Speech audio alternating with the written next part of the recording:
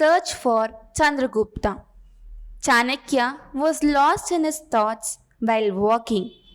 He was confident that the darkness in which Magadha was plugged would clear away one day. He was sure that the injustice and pitiable plight could not go on forever. Some way had to be found out. Could patriotism and doctrine of idealism professed by Manu be trampled by the ego of an individual? Could a nation built on the tenets of culture and religion and with a strong propagator of these values present there turn into slaves to alien powers? No, this could not be allowed to happen. This wildfire had to be stopped before it spread, lest its existence should turn the entire nation into ashes. Deeply lost in these thoughts, wading through weeds and rivers inhabited by little huts and towns, Chanakya reached Piplivan, a town near the Himalayas. It was not really a town, it was just a hamlet of a few huts. He could easily see across one end of the hamlet to the other end. Having walked such a long distance, Chanakya felt happy to see some enthusiastic young men freely talking to each other, away from the attitude of hatred and vagueness prevailing otherwise in the country. Having heard their voice, Chanakya could not remain standing in the same place, and slowly he approached the tree where the children were playing. The children were playing a game of king and his subjects. The king, who was sitting on the tall hip, impersonating the king. He was sitting with a great air about him. The children surrounding him had one of them enacting as a minister, while the other was a commander of the army. A few other children stood aside enacting the role of soldiers. All of them looked engrossed in their roles. The children were enacting the play. The entire scene resembled a king's court. The soldiers were representing guilty with the permission of the king. The chief minister was narrating their crimes and misdeeds, and taking the help of his soldiers, the commander was taking them to imprisonment. Chanakya was watching the game with astonishment. He was impressed by the intensity and introspection of the child after he had heard about the crimes committed by the guilty. He would ask for a complete details from his chief minister before declaring the punishment. The verdicts given by the child who was enacting king's role were not simple in nature, nor were the crimes reported were ordinary. It was another thing that they were just enacting. However, seeing their closeness to reality in enacting the roles, Chanakya, for a moment, thought that he was actually standing in the court of a king.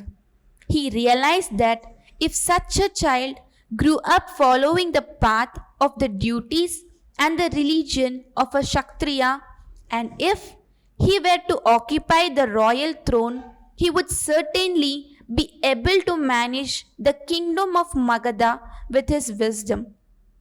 Chanakya cast his eyes on the forehead of the child. Chanakya also had some knowledge of astrology.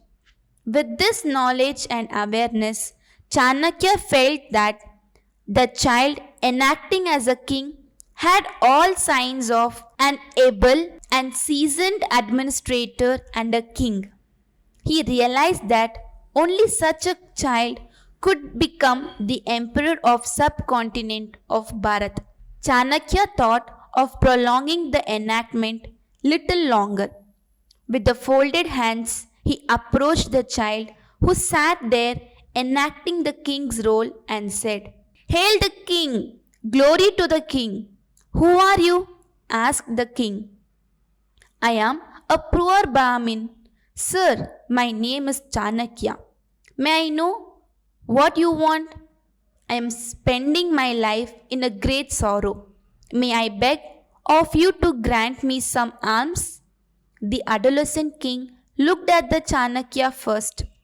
He pondered for a while and, as if giving a verdict, and with a suitable expression on his face, he said, "Do you see the cows grazing in front of you? I donate them to you. Take as many as you want. But, sir, these belong to someone else. Sir, I would commit a sin by stealing these cows." Hearing this, the face of the child king turned red, extremely angry. He roared in his king-like demeanor, "Who has the courage in this town to defy King Chandragupta Maurya's order?" When Chanakya heard the name Chandragupta Maurya, he perplexed. The word Maurya started to resonate in his mind. Even before he could bat an eyelid, the king stood up, drew his sword and said, "This sword shall protect you, Brahmin. Probably you do not know what my father used to say. The state which does not respect its Brahmin, or the state which returns them empty-handed, then its end will be very soon. Lol, and behold, you are such a small kid and you know such a noble things." Chanakya could not stop the tears of joy swelling in his eyes. He muttered to himself, "I travelled and wandered such great lengths in search of a gem, and I have got it today." Chanakya's joy knew no bounds. Seeing Chanakya spellbound like this, the small Chandragupta said, "Why are you silent, Brahmin Chanakya? Do you find some untruth in my statement?" Chanakya replied then, "No, son, I did not find an aught of untruth in your statement. Seeing your chivalry, I am certainly astonished, since I have returned from Patliputra with too much disappointment." "Why? Did the king not punish you there?" "He is not King Nath. He is a king punishment. He is one who punished my father." Filled with enthusiasm, the child said, "Do you know Brahmin, my father?" "Just wait for a while. Let me trash you." Voice of a woman emerged from somewhere. "Mother, I was telling him." "My dear child, be silent." She hid the child in her lap. "Devi, let him complete what he has to say. Please do not stop him. The boy is my only soul. He is a stupid, and if he wants to act stupidly, will I let him to do it as a mother?" Before the woman could reply, Chanakya said, "Please wait. Let me introduce myself first." Chanakya started narrating the woman about the vile and evil deeds of Nath in detail. When Chandragupta's mother heard the events from Chanakya, she was surprised. Losing her control over herself, she started asking, "Who are you? Where are you from? Please introduce yourself in detail."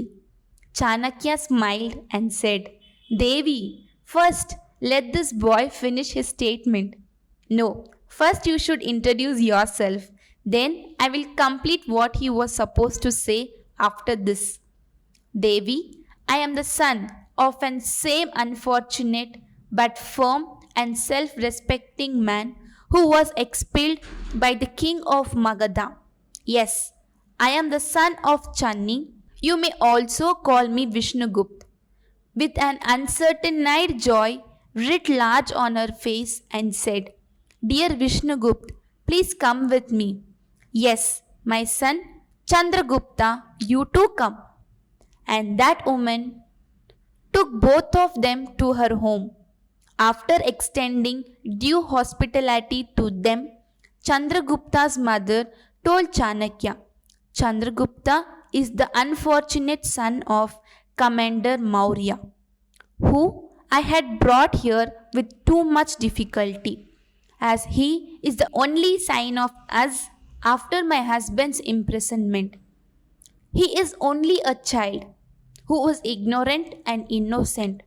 Just to get some joy and to entertain himself, he enacts these plays. Today only he has taken out his father's sword.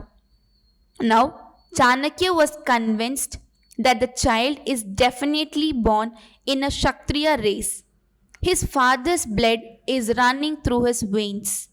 Chanakya called the boy near to him and said, if you wish, you can really become a king. Hearing the word king, Chandragupta's face turned red with an excitement. It was seemed as if he had turned into a young man within a moment. That brave child held a sword in his hand and he touched Chanakya's feet and said, from this moment only, you are now my guru, the revered teacher. I will always follow your instructions and I will try my best to fulfill your commitments and resolutions. I know that anyone who returns alive from Patliputra vows that he would demolish the clan of Nath and to establish Magadha into a prestigious people-oriented state. Hearing this, Chanakya became speechless. Dear son, when I left Patliputra, the vicious Nath insulted me by asking one of his guides to drag me by the braid of my tuft. I had fallen on the ground along with my holy jug and the staff. At that moment, when I got up, I took an oath that I would tie the knot of my braid only after demolishing the entire Nath clan. Chandragupta looked at Chanakya with great enthusiasm and said, then I will also take this oath, respected Gurudev, that I will always follow your instructions and prove myself worthy for your expectations from me. You will decide the strategy and I will apply my skills. You will show the path and I will move on it. What more could Chanakya ask for? He said, if this is so, my dear son, then I proclaim that you will not only become the king, but you will become king of kings. The entire Aryavart will breathe easily in joy and peace and be happy under your leadership. Chandragupta's mother was a silent listener and spectator to this conversation. She had always believed that her son is as courageous, nimble, swift and brave as his father. Chandragupta's mother had by then started firmly believing that Chanakya is certainly not a soldier of Nath, but he too is a sufferer of Nath. When she realized this, her eyes filled with tears of sympathy. Devi, you have created a future for Bharat in the form of this boy. Please try to look at him through my eyes and expectations. Can you please send him with me to Takshashila for a proper education? Why are you suggesting to take him so far? He is my only souls. Devi, I am taking him to Takshashila, not to King Nath. O Brahmin, from where will you find the scholarship to take him to Takshashila and to provide him education? I am not talking about Nath. Probably you are unaware that I am myself a teacher in Takshashila and I am going to take the responsibility of his education. You will send him to Takshashila with me, where he will learn about arms and scriptures from me. I promise you, Devi, that if he acquires higher education and gains proficiency in the art of armed conflict, he will not only take revenge of the insult of his father but also play a major role in realizing the dream of establishing a kingdom of his desire. History will be proud of him, Devi. While they were busy in talking, they got the news that a caged lion has been sent to Nath's royal court from one of the states. The king of the state has said that if there is an intelligent man in Nada's royal court who can take the lion out without opening its door. When Chanakya heard this, he became very happy and said, Devi, now your son does not have to get anybody's help to complete his studies because he will support his education by using the money earned by him as a royal sanction because of his intelligence. What are you saying, Brahmin? How will he take out the lion without opening its door? This is a miracle. Devi, there is only one way in which the lion can be taken out without opening the door, and this is because the lion is made from wax. With this, Chanakya said to Chandragupta, Dear son, you need to do one job. You have to tell to the king that, Sir, I will take out the lion without opening the door. But for me to do this, you will have to provide me some red hot rods. As soon as you get the rods, hold them by the end, which is cold, and pierce the hot portion of the rod into the stomach of the lion from the rear end of the cage. With the piercing of red hot rods, the middle part of the lion would slowly melt, and thus, by changing the rods, the entire statue of the lion would melt. The molten wax would flow out from the ribs of the cage. The cage would be soon empty.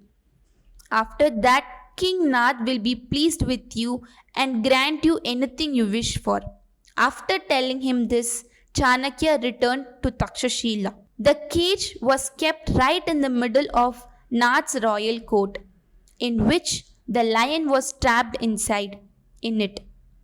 To test the intelligence of his courtiers, ministers, and subjects, the king announced that anyone who released the lion from the cage without opening its door would be given a reward of his choice.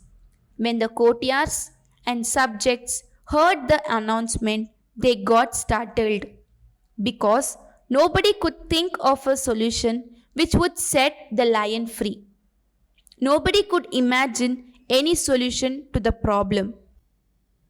When Nath saw that nobody in the royal court was capable of taking the lion out, he made the announcement, Do I conclude that there is nobody in my court who is intelligent, skilled, and clever to release the lion from the cage?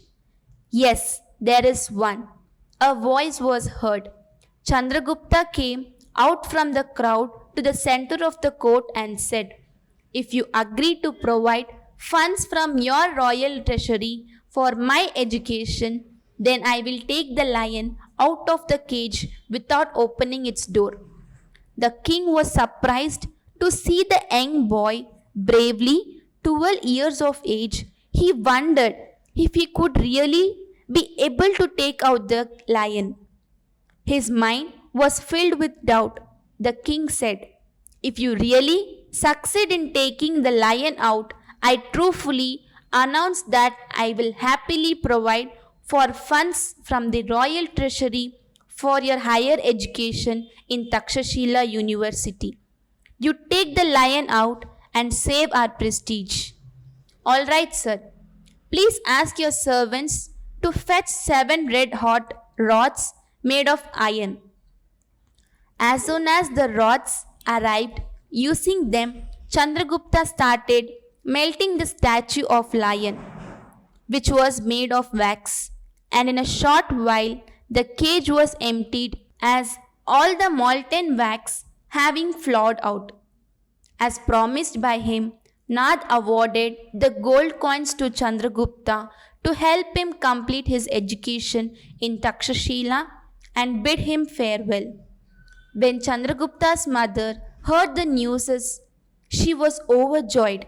She started believing every word of the Brahmin truly. She started believing firmly that her son would definitely complete his education and become a virtuous and worthy citizen.